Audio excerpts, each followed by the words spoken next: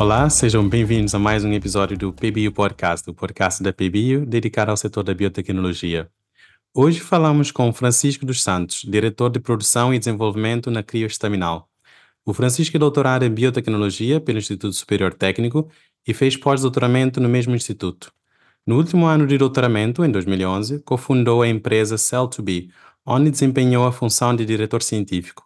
Subsequentemente, desempenhou diferentes funções ligadas à investigação clínica na Stem Cell 2 Max, na Portuguese Clinical Research Infrastructure Network e atualmente é diretor de produção e desenvolvimento na Crioestaminal. Olá, Francisco. Muito obrigado por ter aceito o nosso convite. Olá, Felício. Muito obrigado pelo convite. De nada. Francisco, o que o motivou a seguir a investigação em células estaminais? Bem, voltando a alguns anos atrás, na verdade, estava a terminar o meu curso, a minha licenciatura em Engenharia Biológica no Instituto Superior Técnico, e depois, na fase de completar a tese de mestrado, tive a possibilidade de o fazer no Laboratório de Investigação de Células Estaminais do Instituto Superior Técnico. E aqui na altura a minha decisão teve muito a ver com explorar novas áreas, portanto havia várias áreas de saída, digamos assim, do curso de Engenharia Biológica. Esta área da bioengenharia na área da medicina era uma das hipóteses e, portanto, acabei por selecionar o Laboratório de Células Estaminais para fazer uma tese de mestrado e perceber se era exatamente aquilo que me atraía ou não. E correu bem, na verdade correu bastante bem. Foi uma área que me apaixonou desde o início pelo potencial, pela descoberta. Estamos a falar nesta altura ainda em 2006, 2007. E, portanto, todo o potencial clínico que as células estaminais tinham, desde a investigação que já estava feita e aquilo que estava a ser feito na altura, acabou por despertar o meu interesse, e de tal forma que, após completar o mestrado, acabei por ficar no mesmo grupo para fazer o doutoramento também. Muito bom. Sempre na área de engenharia de células estaminais. E também foi nessa linha que acabou por fundar ou cofundou, juntamente com mais dois colegas, em 2011, a startup Cell2B, que se especializava em Sim, células terapêuticas, também utilizando células estaminais. sim, isso já foi na fase final do doutoramento. Uhum.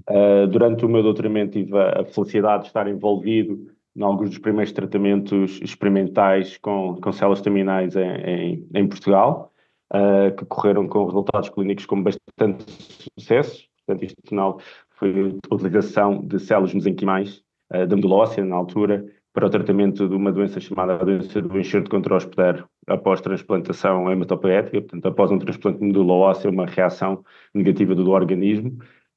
E nos casos mais agudos desta doença, por vezes são refratários às várias terapias existentes, e houve a oportunidade de fazer um tratamento com células estaminais, na altura promovido pelo professor Manuel Abcacis no IPO de Lisboa. Eu acabei por estar diretamente envolvido na preparação desse produto, e isto não foi antes da lei que gera as terapias avançadas em Portugal, e portanto havia ali um bocadinho até um vazio legal. Mas esses tratamentos foram feitos com sucesso, vimos que havia essa oportunidade e depois juntando este conhecimento que nós gerámos no doutoramento, eu e mais três colegas meus da área que estavam a fazer os doutoramentos, quer na área de engenharia, aliás, um deles estava a fazer doutoramento no programa da MIT Portugal, com uma tecnologia inovadora que originou uma patente e licenciando essa patente ao MIT, cruzámos esse trabalho com o nosso conhecimento na expansão de células estaminais para criar um produto inovador na altura que não necessitava da utilização de produtos animais, portanto, para o fabrico destes medicamentos. Isso era inovador na altura e foi com esse conceito que criámos a Cell2B e desenvolvemos um medicamento experimental para depois ser utilizado em ensaios clínicos. Muito bom. Podia só ir um bocadinho mais atrás, porque estamos a falar de 2011, estão a fazer algo que hoje em dia, pronto, na verdade não tenho noção se é algo que está mais mainstream ou se é algo que está um bocadinho mais desenvolvido do que estava em 2011. Portanto, estamos a falar de uma altura 2011, pronto, já foi um bocado de tempo. Estamos a falar 10 anos, por exemplo, em relação da onda, por assim dizer, do começo das startups biotecnológicas aqui em Portugal, ainda havia pouco financiamento, poucas empresas também, e vocês a criar algo que, a meu ver, parece muito, muito futurista. Como é que foi trazer esse produto para, ou melhor, trazer esse conceito para angariar financiamentos e eventualmente tentar desenvolver e pôr um produto no mercado? Sim, foi bastante desafiante. Uhum. Primeiro porque realmente o ambiente de empreendedorismo na altura não se compara com o que há agora. Claramente muito mais informação, mesmo ao nível do sistema de educação, as pessoas saem das universidades já com outros conceitos de empreendedorismo que na altura não eram basicamente ensinados, não havia muito essa dinâmica, apesar de alguns dos outros cofundadores terem um bocadinho mais de formação nessa área pelo facto de também fazerem parte do doutoramento no MIT, e portanto esse ar respirado nos Estados Unidos ajudou-nos aqui a construir depois isto em Portugal, porque na verdade é que lá estava bastante mais avançado todo este conceito de startups, e em particular na área da biotecnologia, havia algumas empresas já com algum sucesso na altura, não muitas, mas quando estamos a falar de desenvolver medicamentos experimentais, estamos a falar de um investimento bastante considerável. São tempos de desenvolvimento longos, um investimento considerável para desenvolver, porque pelas características do produto, não estamos a falar de algo alimentar ou de outro conceito de biotecnologia, estamos a falar de medicamentos que são infundidos dentro das pessoas e, portanto, logicamente, têm que alcançar um nível de segurança e eficácia ao mesmo nível de outros qualquer medicamento que nós utilizamos. E, portanto, estamos a falar de investimentos de longos períodos de investimento, com um risco elevado, porque tem que sempre passar os ensaios clínicos e, na verdade, nós nunca sabemos bem o que virá. Temos uma ideia, mas o verdadeiro teste são os ensaios clínicos que permitem dar acesso ao mercado. E, portanto, estamos a falar que as eventuais receitas, para além do risco muito elevado, estão bastante longe no tempo. Claro que também sabemos que muitas vezes estas startups nesta área acabam por, a meio caminho, conseguir vender a sua tecnologia ou serem adquiridas por farmacêuticas maiores que terminam o desenvolvimento ou pelo menos levam o produto para o mercado. Nós, na altura, foi difícil, mas acabámos por conseguir levantar o financiamento que precisávamos.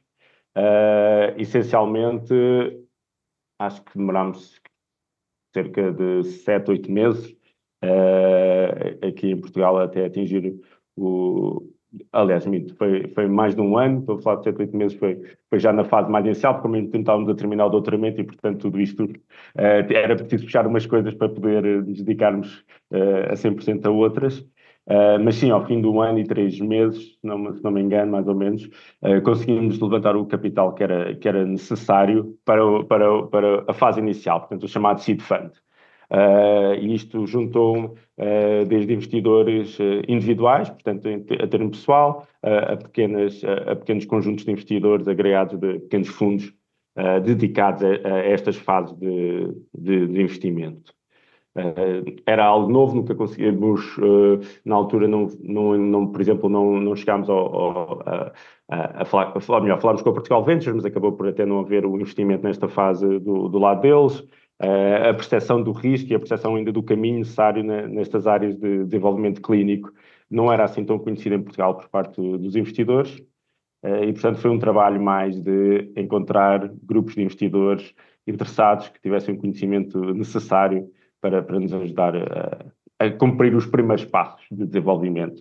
E, portanto, todo aquele investimento, na verdade, serviu para levar o produto a um ponto em que estaria pronto para avançar para ensaios clínicos na fase seguinte.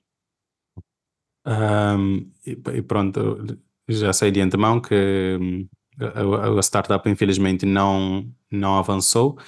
Se o Francisco podia só elaborar nessa Sim, parte para não ficar. sim, portanto, estamos a falar de entre 2011 e 2015, fizemos o tal desenvolvimento, Uhum. ao mesmo tempo, logicamente, tentando encontrar parcerias, tentando encontrar investidores para a fase seguinte, e a fase seguinte que estamos a falar era os ensaios clínicos de fase 1, 2, que nos permitia obter o tal confirmação de eficácia e de segurança do nosso produto.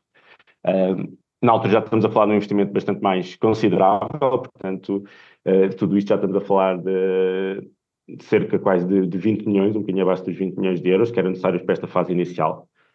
Até pelas características da doença, nós precisávamos de um ensaio que fosse em vários países, com vários sites clínicos e, portanto, tudo isso acarreta uma despesa maior ao ensaio clínico, para além do custo de produção do produto, que a uma escala baixa acaba sempre por ser mais dispendioso. Na altura conseguimos levantar uma boa parte deste capital que precisávamos, mas não o suficiente para fechar a ronda e que nos permitisse, de uma só vez, completar o ciclo de desenvolvimento que nós pretendíamos. Nós podíamos ter avançado com o que já tínhamos conseguido arranjar, e isso já nos permitir ir bastante longe, mas a verdade é que, avaliando na altura, quer o ambiente competitivo e, portanto, a concorrência onde nós nos inseríamos, nós éramos uma empresa bastante pequena, uma startup em Portugal, havia alguns concorrentes maiores, quer em Israel, quer nos Estados Unidos, com um bocadinho de fases mais avançadas de desenvolvimento e outras capacidades de investimento, e, portanto, todo o nosso conceito consistia em mostrarmos que o nosso produto era superior ao deles e tinha algumas vantagens, inclusivamente do ponto de vista do fabrico e não ter conteúdos de origem animal, e, portanto, do ponto de vista de segurança era diferente e vantajoso, mas tínhamos que completar o ciclo clínico de uma só vez para conseguirmos ter alguma vantagem competitiva para a fase seguinte. Caso contrário, e estamos a falar porque os ensaios clínicos depois demoram sempre 1, 2 anos, 3 anos a completar, e, portanto, os resultados não iam aparecer logo de seguida. Na altura acabamos por tomar essa decisão. Havia também a área da terapia solar, já estava um bocadinho diferente do que era em 2011, nos anos anteriores. Estava também a aparecer derrompante a nova tecnologia das CAR T-cells, que na verdade veio influenciar muito da orientação do investimento nesta área. Eram programas diferentes, com uma capacidade também de proteção de propriedade intelectual diferente, tanto que depois, hoje em dia, já temos estes produtos CAR T-cells disponíveis no mercado, lançados por Big Pharma, e, portanto, claramente havia aí uma diferença. E tudo isto em conjunto fez-nos pensar, ok, se nós não vamos conseguir completar isto, não nos vamos tornar relevantes, e para nós os 4 fundadores e também para os restantes investidores, não fazia muito sentido estar a arrastar a empresa só para dizer que estávamos a fazer um desenvolvimento clínico, quando depois as hipóteses de saída e as hipóteses de valorização não eram as mesmas que tínhamos antecipado. E, portanto, acabámos por tomar essa decisão de encerrar o programa de desenvolvimento e da empresa e passar para outras coisas. Entendo. Só uma última pergunta para fechar este capítulo da sua startup. O Francisco mencionou que vocês tinham uma concorrência, que eram empresas que estavam nos Estados Unidos e em Israel, e tinham um bocado mais de edge, por assim dizer, comparado com Portugal, que é muito mais pequenino, e vocês eram uma startup muito mais pequena.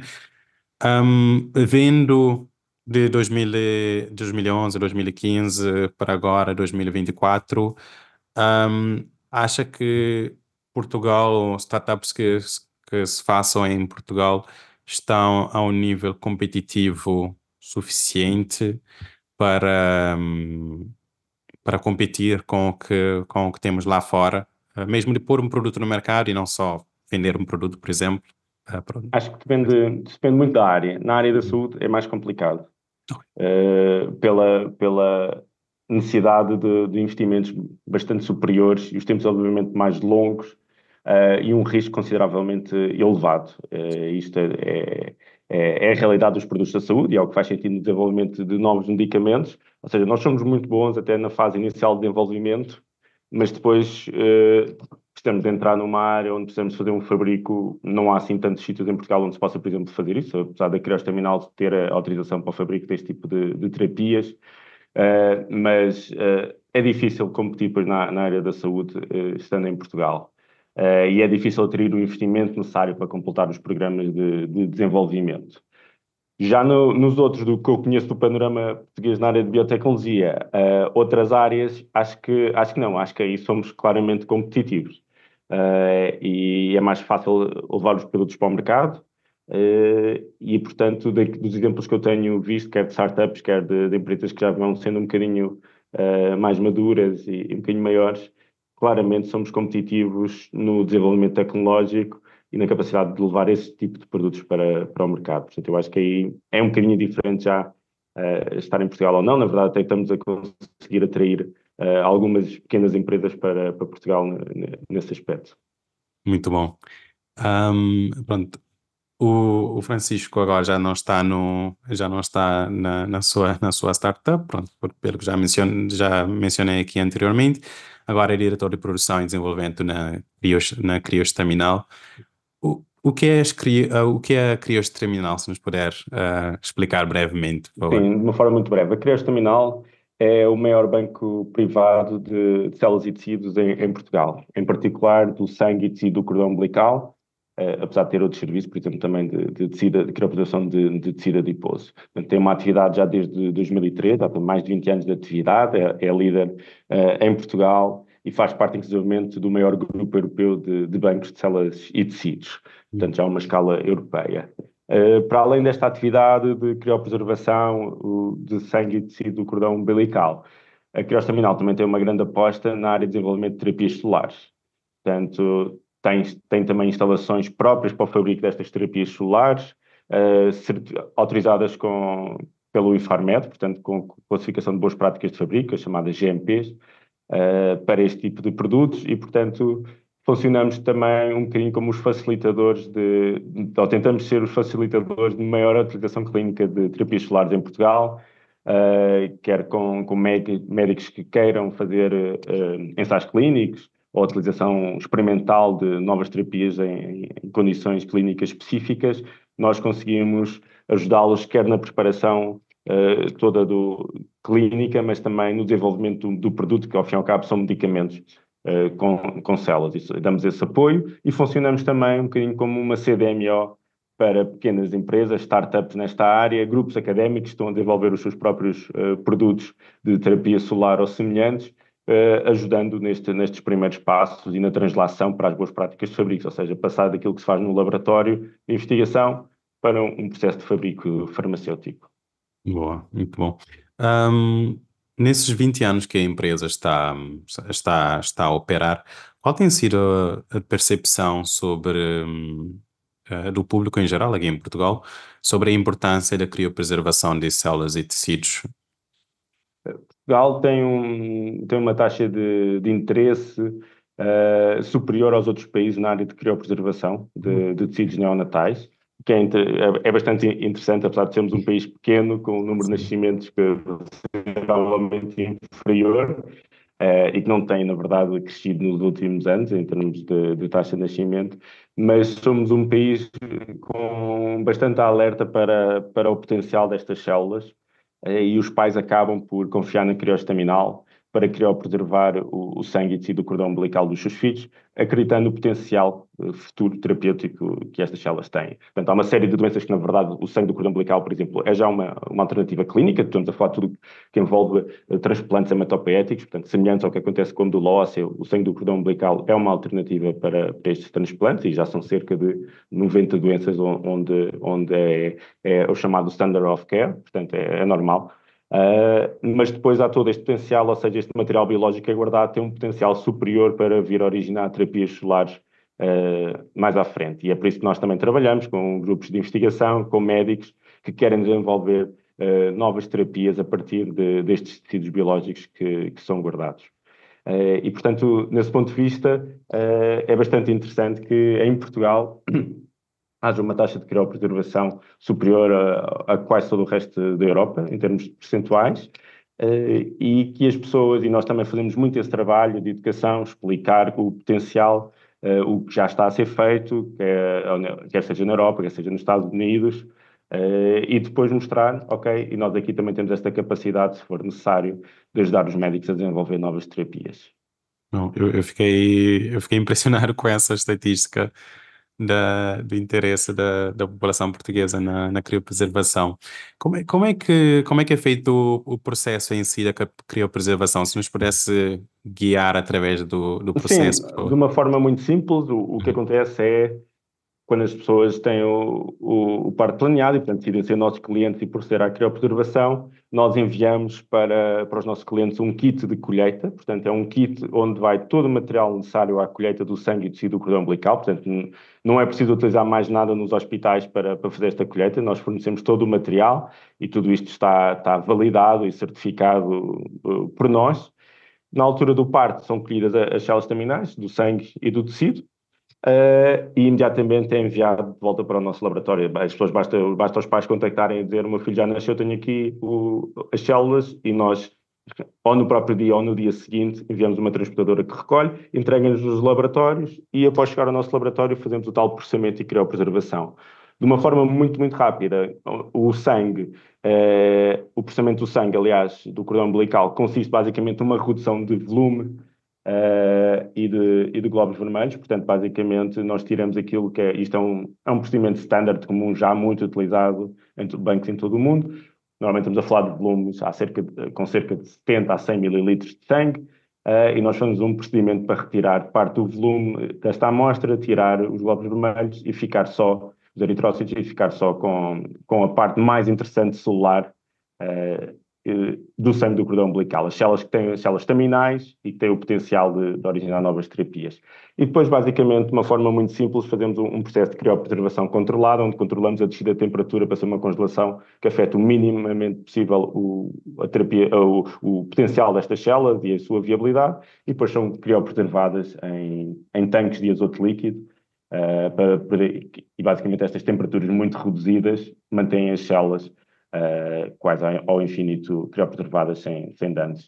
Neste momento já existem estudos a demonstrar que células criopreservadas há 29 anos, portanto foi feito na Alemanha, não foi feito aqui em Portugal, há 29 anos mantêm todo o seu potencial clínico e são utilizadas em transplantes com resultados iguais a outras que são criopreservadas durante 10, 5 ou 2 anos. Portanto, isso também tem sempre o interesse. O tecido do cordão umbilical, estamos a falar mesmo de um pequeno fragmento do cordão umbilical que é seccionado e enviado para o laboratório, onde nós também basicamente fazemos um processamento de aproveitar uma pequena parte, cortá-lo em pedaços mais pequeninos e guardá-lo em vials, da mesma forma, de uma criopreservação semelhante ao que fazemos para o sangue. E depois a isto tudo, nós juntamos todo um controle de qualidade necessário para mostrar qual o número de células, a viabilidade destas células, no caso do tecido umbilical, se tem ou não capacidade de proliferação, e garantir só depois, e aqui enviamos um certificado de criopreservação aos pais. Portanto, nós garantimos que aquela amostra biológica tem os mínimos necessários de acordo com os nossos critérios para ser criopreservada e mantida para os nossos clientes. Muito bom. E em termos dessas células e dos tecidos criopreservados, eles são utilizados essencialmente para fazer transplantes e, se sim, em que casos? Portanto, o sangue do cordão umbilical, sim, é utilizado como por transplante hematopoético. No caso do tecido do cordão umbilical, na verdade, nós utilizamos como sendo uma fonte de células mesenquimais. Portanto, à semelhança das células que nós na Cell2B desenvolvemos, mas a partir da medula óssea, Sim. na verdade conseguimos obter células semelhantes, com os mesmos tipos de propriedades imunomoduladoras, capacidades de diferenciação, por exemplo, em vários tecidos conjuntivos. Portanto, estas são as células mesenquimais, são as células que dão origem à cartilagem, a músculo, a osso, no nosso organismo. Portanto, são células muito importantes na área, por exemplo, da engenharia de tecidos. Mas, na verdade, implica todo um processo de fabrico, e aqui já tem que ser nas tais salas com condições de boas práticas de fabrico, porque, na verdade, nós temos que retirar as células do tecido e multiplicá-las. Nós sabemos que é um processo de expansão, portanto, multiplicá-las para elas ficarem com um número suficiente para poderem ser utilizadas clinicamente. Ou seja, nós precisamos de uma dose clínica, um bocadinho como nós temos para qualquer outro medicamento, precisamos de X gramas de medicamento por quilograma de pessoa. Naquele caso, precisamos de alguns milhões de células por quilograma de pessoa. Portanto, isso só pode ser feito em laboratórios que tenham autorização do regulador, neste caso em Portugal do Infarmed, para a produção de medicamentos experimentais. Nesse caso é mais para, digamos assim, o uso padrão de procedimentos, Sim, de procedimentos médicos. portanto, estas células podem ser usadas na área de engenharia de tecidos, portanto, para restabelecer novos tecidos, ou têm umas capacidades muito interessantes que são capacidades de imunomodulação, conseguem modelar a resposta do nosso sistema imunitário. E, por exemplo, em doenças, como há bocado falei, a doença do enxerto contra o hospedeiro, ou doenças da área da reumatologia, como lúpus, esclerose sistémica, onde há uma desregulação da resposta imunitária.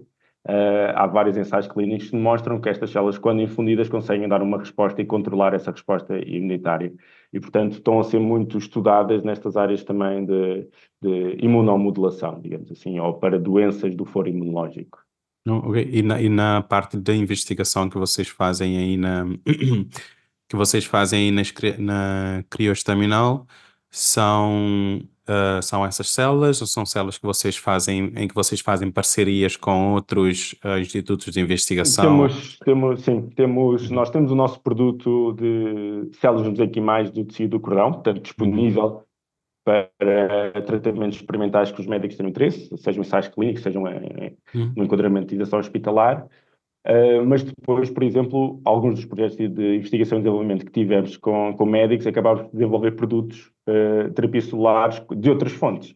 Uma delas é um ensaio clínico cujo promotor é o Centro Hospitalar Universitário de Coimbra, é para o tratamento de doentes com AVC, em que é a utilização de células, é o isolamento de uma população específica das células do medula óssea do doente, e nós desenvolvemos todo o processo de fabrico, e basicamente é retirado um bocadinho de medula óssea aos doentes com AVC, é enviado para o nosso laboratório, nós fazemos o processamento para isolar um tipo de células específico e depois é enviado de volta para o hospital para ser infundido no mesmo doente. Portanto, é uma terapia autóloga tirado células, a fonte é o próprio doente e a utilização também é em si mesmo.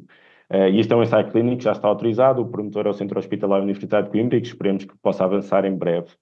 Estamos também envolvidos num procedimento de isenção hospitalar, portanto, utilização não é no conceito de ensaio clínico, mas é a possibilidade de utilizar tratamentos experimentais de terapias avançadas, também com o Centro Hospitalar Universitário de Coimbra, e neste caso é para o tratamento de recém-nascidos com uma doença chamada encefalopatia hipóxico-isquémica, é um nome assim comprido, mas basicamente refere-se a recém-nascidos que sofreram um episódio de hipóxia, mesmo antes do parto ou durante o parto, em que, na verdade, também é colhido o sangue do cordão umbilical, vem para o nosso laboratório, é processado em boas práticas de fabrico, mas em vez de ser criopreservado, é enviado de volta para o hospital para ser administrado às crianças. Portanto, isto é um projeto liderado por uma médica dos cuidados intensivos do CHUC, à semelhança de ensaios clínicos já realizados nos Estados Unidos. Portanto, estamos mais ou menos a fazer a mesma coisa que eles fizeram lá, com alguns resultados bastante interessantes para estas crianças, e estamos a tentar replicá-lo cá também num formato de isenção hospitalar. Mas, mais uma vez, neste caso, não estamos a falar de células mesenquimais, estamos a falar de outro tipo de células que temos trabalhado. Portanto, nós ali temos a capacidade de não só usar o sangue e o tecido do cordão umbilical como fonte, mas também utilizar ou trabalhar com grupos de investigação médicos que tenham outras fontes e outro tipo de células para aplicar nas suas terapias. boa, muito bom. Eu fico muito contente em ouvir isso, principalmente que vocês estão a conseguir fazer ensaios aqui em Portugal, porque também isso é uma das preocupações que alguns dos entrevistados aqui no podcast têm levantado. Por um lado, por causa da falta de pacientes para participar no ensaio clínico, e por outro lado, por causa das próprias regulamentações que dificultam, especialmente aqui em Portugal, a execução desses ensaios. Não sei se vocês têm enfrentado algum desses constrangimentos.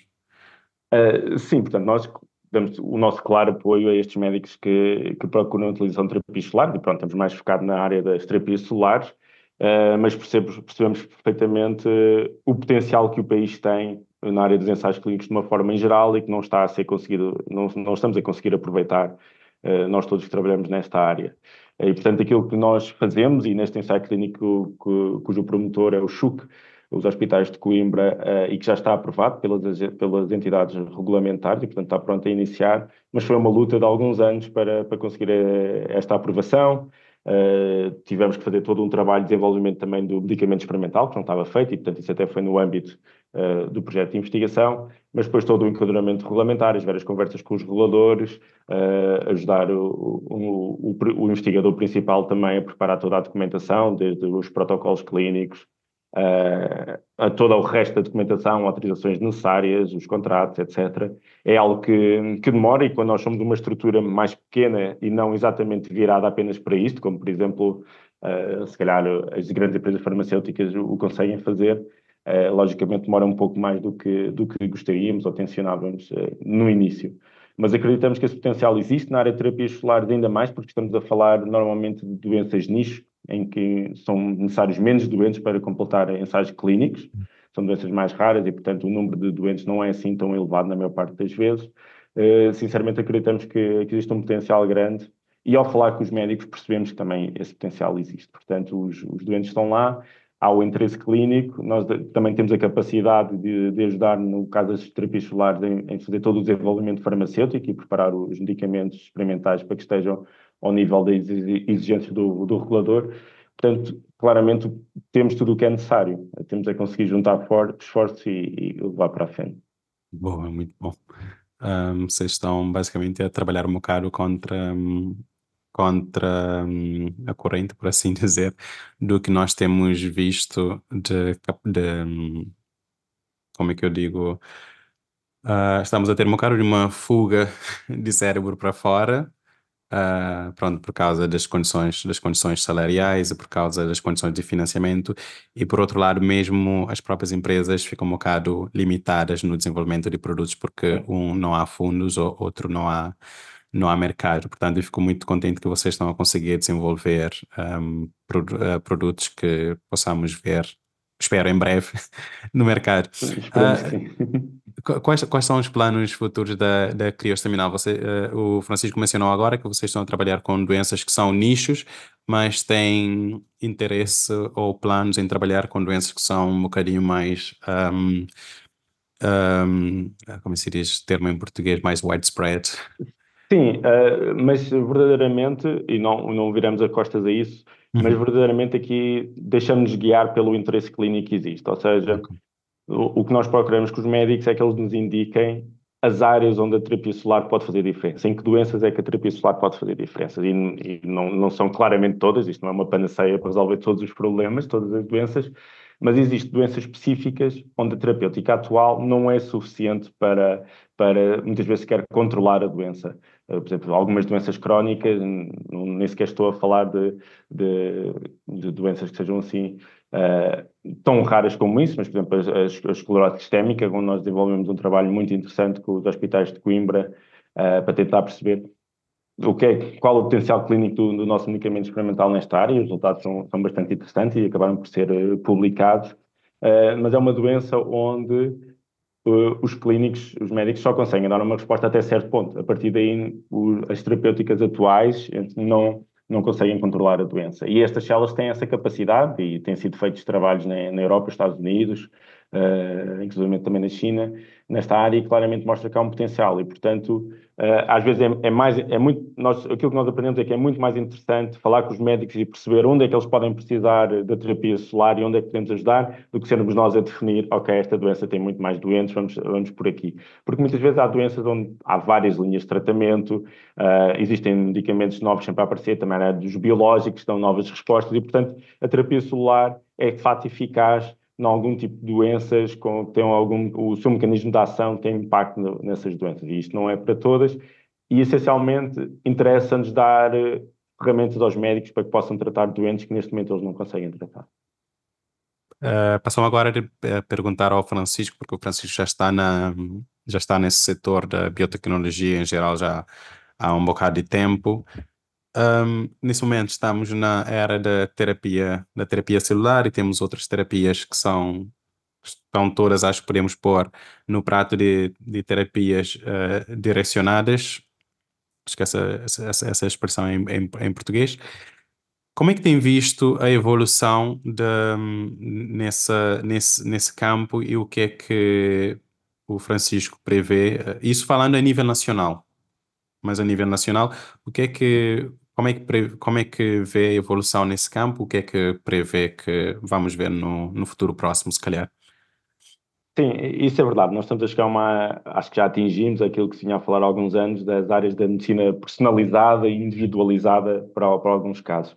Em particular para algumas doenças, algumas condições clínicas, onde, na verdade, os doentes, apesar de encaixarem todos naquela definição daquela doença em específico, não têm todos o mesmo tipo de resposta aos medicamentos ou a resposta às terapias e, portanto, começa a ser necessário nós conseguimos investigar o que é que funcionará com este tipo de doentes.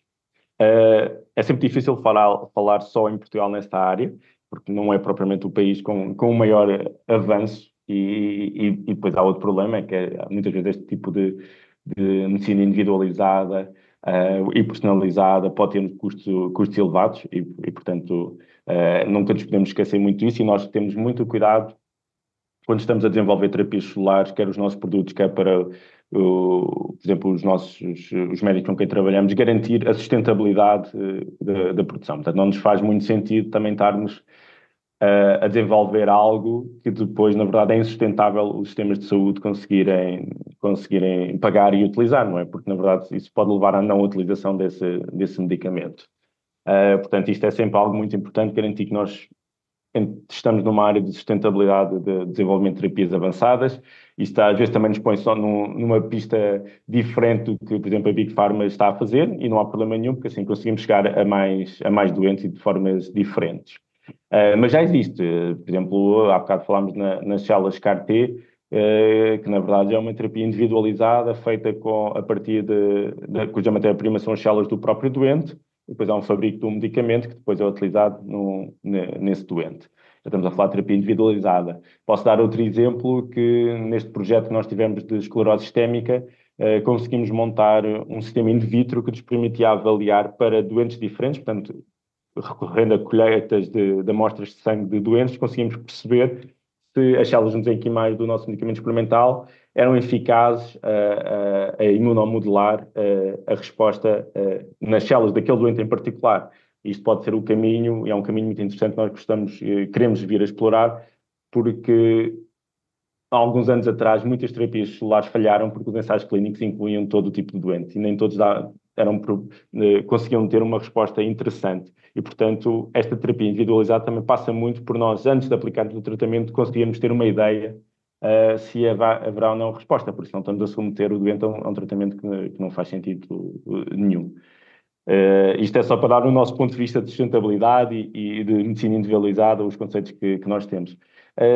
Em Portugal há um interesse, quando há bocado falava do interesse dos médicos, e esse interesse existe, e muitas vezes é para doenças que de facto podem não ser propriamente doenças que afetam uma grande porcentagem da população, mas são doenças que, não havendo resposta terapêutica ou sendo refratárias a terapêuticas atuais, torna-se interessante entrar numa individualização de tratamento que possibilite ter um maior sucesso. E, portanto, nós temos falado, tentamos colaborar com estes médicos, porque os interesses são comuns e alinhados para o fazer, e eu acho que isso pode vir a ser muito vantajoso. Agora, estamos sempre a falar na mesma tempos de desenvolvimento mais longos, nunca são tão rápidos como nós gostaríamos de fazer chegar estas terapias de uma forma geral a todos os doentes que necessitassem delas, mas acreditamos que estes passos iniciais são necessários para quebrar também esta barreira, mostrar que as terapias solares são seguras, são eficazes e que podem ser muito importantes em alguns doentes.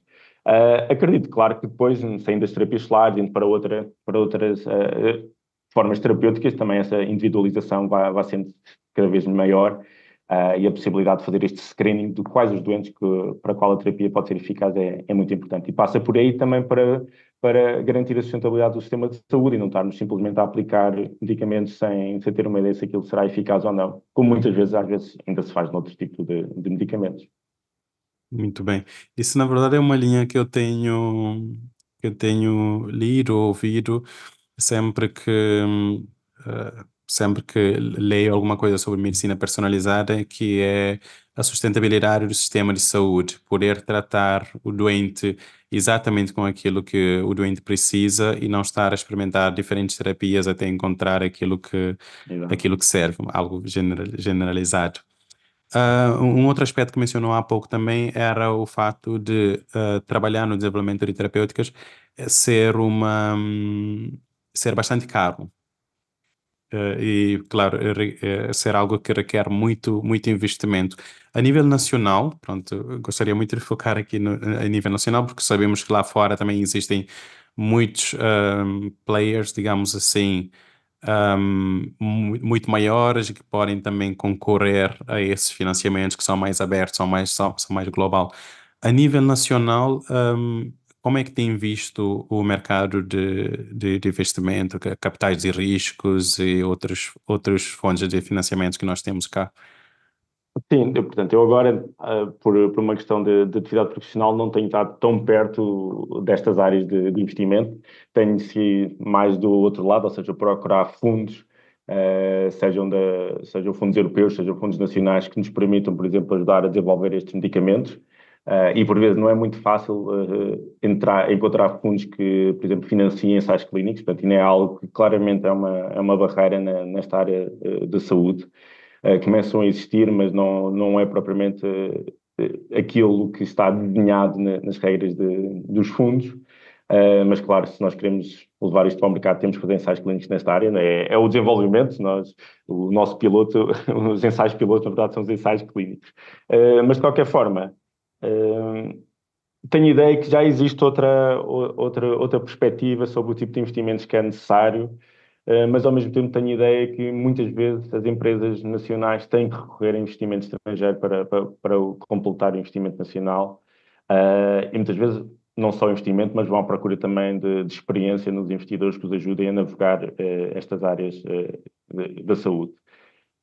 E, portanto, não consigo dizer inteiramente, ao ter uma visão muito geral do fenómeno de capital de risco em Portugal na área da saúde, mas está claramente diferente do que havia em 2011, em 2015, isso é garantido. Mas ainda assim, Portugal depois acaba por ser um mercado muito pequeno, e, portanto, é necessário sempre dar o passo seguinte, seja para a Europa, seja para os Estados Unidos. Portanto, eu diria que mais do que conseguir ou não o levantamento de capital de risco nesta área da saúde, ir à procura de investimento estrangeiro também é crucial na estratégia das pequenas empresas, das startups. Nós, no nosso caso em particular, lidamos muito na investigação através da colaboração, quer com hospitais, grupos académicos, baseada em fundos de investigação e desenvolvimento, por se fazer parte de um grupo europeu, o grupo Famicord, a nível europeu, que é um grupo grande de bancos e também está nesta área de terapias solares. Temos uma capacidade de ciência de energias também grande a nível da Europa, e procurar fundos diferentes em diferentes países e perceber como é que podemos, como um grupo, funcionar. Mas basicamente toda a nossa investigação é financiada, quer seja por nós, quer seja por acesso a fundos dirigidos à investigação e desenvolvimento. Muito bem. No panorama nacional, hoje em dia temos visto que há várias empresas que estão a ter mais destaques, pronto, e apontando para o Cellmaps, por exemplo, que agora fez uma transação com BioNTech, que é histórico, e isso é possível de levantar um bocadinho mais, digamos assim, a reputação da biotecnologia a nível nacional. O que é que o Francisco acha que deve ser o papel da PBU nesse caso, seja da promoção da biotecnologia, quanto também da definição de um plano estratégico, é algo que já foi referido aqui por outros entrevistados, que é necessário um plano estratégico a nível nacional. O que é que o Francisco acha que deve ser o papel da PBU nesse caso?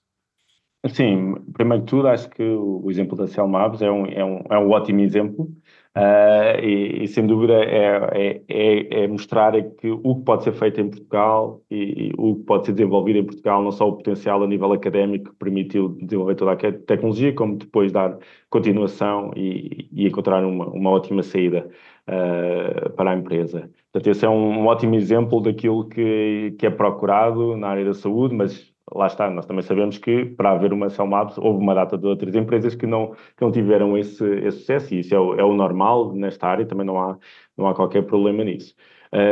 Sobre a PBio, eu acho que a PBio tem um papel muito importante aqui na biotecnologia. Por um lado, conseguir reunir todas as empresas de biotecnologia como um cluster que nos permita orientarmos e aliarmos esforços a perceber exatamente o que é que precisamos numa primeira fase. Porque Portugal sempre teve uma grande dispersão e a PBio sempre foi um ponto de encontro nesta área. Eu passei por toda a experiência numa startup, de entrar na área da biotecnologia empresarial, de conhecer outras empresas, outros exemplos, e a PBio foi muito importante em todo esse processo, permitindo chegar a outros intervenientes com outra experiência que foram muito úteis para nos guiarmos também. Portanto, logo aí acho que a PBio tem um papel muito interessante. Agora, nesta fase, onde realmente há uma outra maturação da área de biotecnologia em Portugal, e eu estou na área da saúde, mas há todos os outros segmentos muito interessantes na área de biotecnologia em Portugal, e nós conseguimos ver isso quando temos os encontros do Biomit, sem dúvida. Eu diria que sim, está na altura de seriamente definir uma estratégia daquilo que se quer, que se procura, e definir provavelmente uma visão para a biotecnologia em Portugal. Não somos assim tantos como isso, não é um país assim tão grande, e há muitos interesses comuns nas várias empresas e nas várias áreas. Claro que cada área vai ter as suas questões específicas e os seus desafios próprios, mas ainda assim concordo com essa opinião que existe, que claramente passar ao ponto seguinte, definir uma estratégia, conseguir de alguma forma também encontrar nos decisores políticos interlocutores que permitem ou podemos sensibilizá-los para a área de biotecnologia, daquilo que é necessário do ponto de vista, por exemplo, de fundos para apoiar as pequenas empresas, para apoiar as startups, que permitam, de alguma forma, navegarem através de todo o ambiente regulamentar, que é outra questão muito importante e que muitas vezes não é falada, mas é de extrema importância em todas as áreas, em particular na saúde, provavelmente tem um nível de complexidade ainda maior. E, portanto, eu acho que como associação a PBio desempenha um papel muito importante e pode ajudar a congregar todos estes interesses gerais da biotecnologia e, como setor, conseguir ter uma voz. Eu acho que isso tem vindo a ser conseguido nos últimos anos, em particular, tem havido muita atividade nessa área, mas acho que ainda podemos crescer um bocadinho mais nesse particular. Muito obrigado por esse insight. Francisco, estamos a chegar ao fim, mas temos só mais duas perguntas aqui para fechar o episódio. A penúltima pergunta é que projetos interessantes, e pronto, isso pode ser no domínio da biotecnologia ou no domínio social, domínio pessoal, que o Francisco tenha trabalhado e que o marcou?